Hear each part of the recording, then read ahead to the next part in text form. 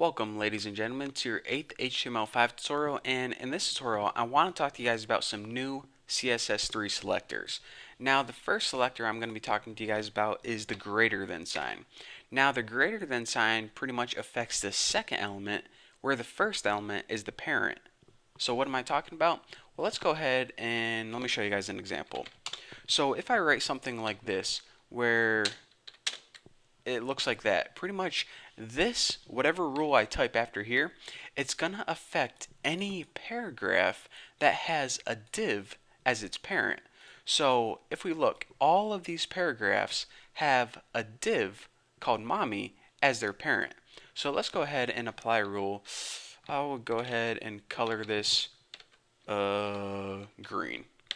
So now if we go ahead and save this and refresh this page, now all of these paragraphs, since they had a div as their parent, get colored green. Now we're saying, okay, well, does that work with a grandparent as well? Because check this out. The div is its parent and the body is its grandparent. So let's go ahead and exchange div for body and see what happens. We go ahead and refresh this and nothing gets affected. That's because the body is not the parent of the paragraph. The body is the grandparent of the paragraph, and this symbol right here means only affect the paragraphs where body are the parent. Make sense? Good. So now with that tutorial, or excuse me, not that tutorial, that isn't the end of the tutorial. So now with that rule taken care of, we can move on to the other rule, which is the plus sign. Now the plus sign is another new selector that we got with CSS3, and it pretty much means affect the second element when it immediately follows the first. So that's kind of weird. And another thing is that they must have the same parent.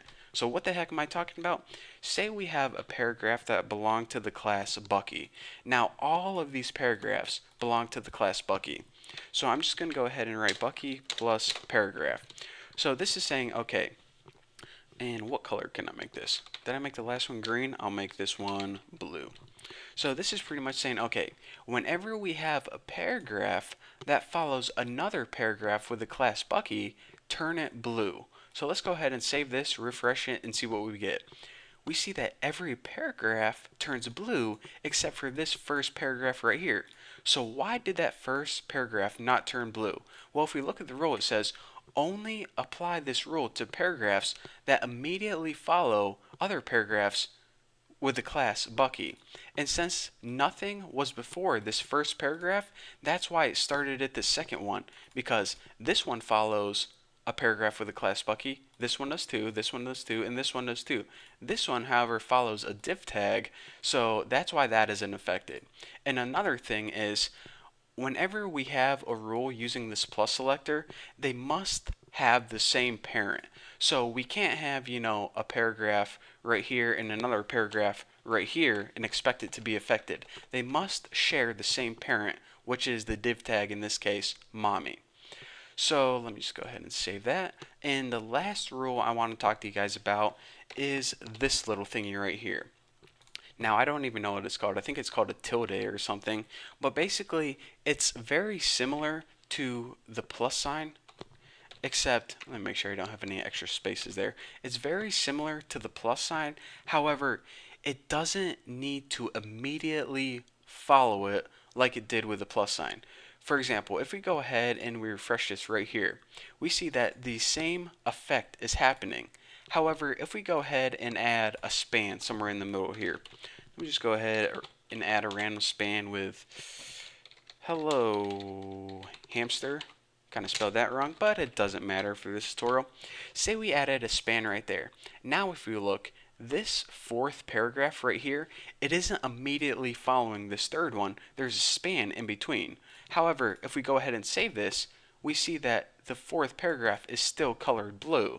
Why is that? Well, even though there's a span in between, this little tilde here said, okay, as long as it follows a paragraph with Bucky, it doesn't need to be immediately following it. There can be some stuff in between.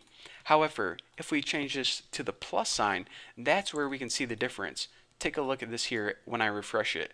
Now, this fourth paragraph right here turns black and it doesn't get styled because it's no longer immediately following this paragraph right here, it's now immediately following this span.